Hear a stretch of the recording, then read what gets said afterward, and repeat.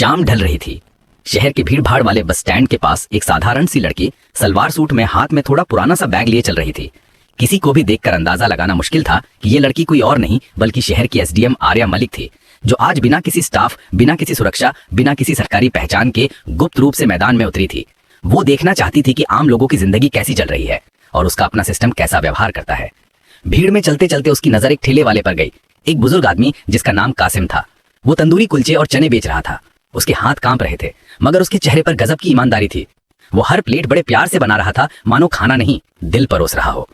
आर्या मुस्कुराते हुए बोली, चचा एक प्लेट कुलचा चना दे दीजिए, जरा मसालेदार। कासिम ने दयालु मुस्कुराहट के साथ कहा, अरे बेटी, तुम्हें मसालेदार दूंगा तो आंसू आ जाएंगे, थोड़ा कम दे देता हूं। आर्या ने हंसते हुए कहा, नहीं चचा, आज तो असली स्वाद चाहिए। कासिम प्लेट बनाने ही वाला था कि तभी पास ही पुलिस जीप आकर ब्रेक मारते हुए रुकी। उसमें से उतरे थाने के एसओ करण ठाकुर, साथ में 2 सिपाही। चेहरे पर रौब, आंखों में घमंड, चाल में धमकी। वो तेज आवाज में चिल्लाया, ओए बूढ़े, आज फिर यहाँ ठेला लगा लिया? कितनी बार बोला है कि यहाँ लगाना मना है? लाइसेंस दिखा। कासिम डर गया, साहब लाइसेंस के लिए फार्म जमा किया है, 2 दिन में मिल जाएगा, बच्चों का पेट। चुप। एसओ करण ने उसकी बात बीच में काटी, हफ्ता कहाँ है? क्या ऊपर तक पहुंचाना बंद कर दिया है? कासिम के हाथ कांपने लगे, साहब आज कमाई ही नहीं हुई, थोड़ा मौका दे दो। इससे पहले कि वो कुछ और बोलता, एक सिपाही ने ठेले पर जोर से धक्का देकर पूरा ठेला उलट दिया। गरम चने, तंदूर के कुलचे, प्याज, चटनी सब सड़क पर फैल गई। कासिम की महीनों की मेहनत, उसकी बीमारी से ग्रस्त पत्नी की दवाइयों का खर्च सब सड़क की धूल में मिल गया। आर्या देखती रह गई, उसकी नसों में खून उबलने लगा। वो चिल्लाई, आप लोग ऐसा कैसे कर सकते हैं? ये आदमी मेहनत से काम कर रहा है। एसओ करण ने उसे ऊपर से नीचे तक घुरा, ओ बहन जी, पुलिस को कानून सिखा रही हो? कौन हो तुम? उसके साथी हंस पड़े, लगता है नहीं आई है शहर में, यहाँ करण ठाकुर का कानून चलता है। आर्या ने गुस्से में कहा, किस कानून में लिखा है कि आप गरीब की रोजी रोटी यूं बर्बाद कर सकते हैं? यह सुनकर करण ठाकुर का पारा चढ़ गया। उसने आव देखा न ताव और आर्या के गाल पर जोरदार थप्पड़ मार दिया। आवाज इतनी तेज थी कि एक पल को सड़क शांत हो गई। आर्या के चेहरे पर 5 उंगलियों के लाल निशान उभर आए। भीड़ सन्न थी। कासिम सदमे में था। सिपाही आगे बढ़े, साहब इसे लॉकअप में डालें? हाँ, सीख जाएगी पुलिस से पंगा लेने का नतीजा। आर्या ने अपनी पहचान छुपाई रखी। उसे जानना था कि एक आम लड़की के साथ सिस्टम कितना नीचे गिर सकता है। उसे जीप में धकेलकर थाने ले जाया गया।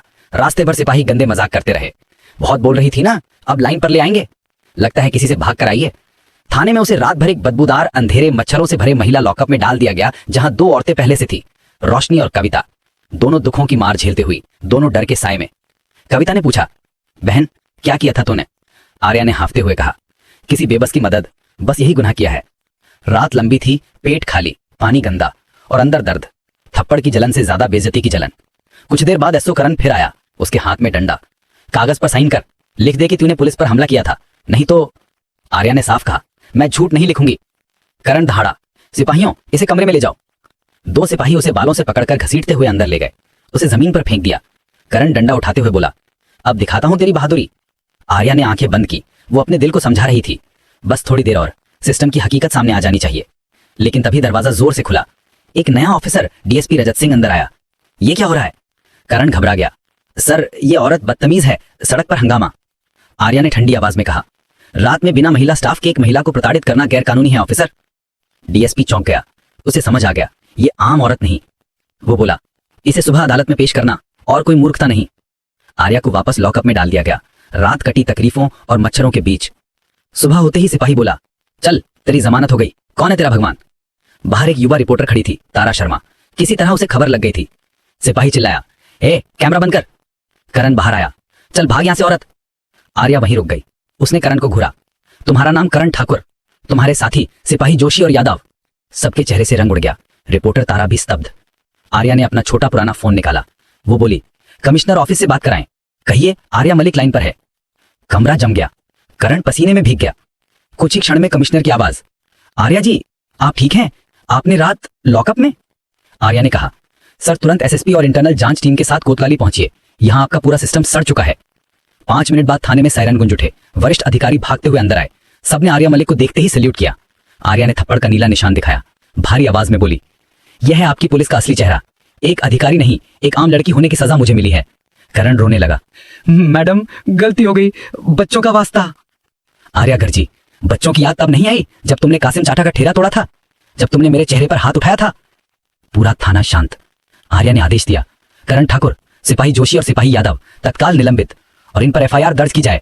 महिला पर हमला, गैरकानूनी हिरासत, भ्रष्टाचार और गरीब के ठेले को नुकसान पहुंचाने का केस। खुश रखे। आर्या ने उसका हाथ पकड़कर कहा, मैं आपका ठेला नए सिरे से बनवाऊंगी और नगर निगम से आपका लाइसेंस मैं खुद दिलवाऊंगी। आज के बाद आपको कोई हफ्ता नहीं देगा। बाहर मीडिया जमा थी।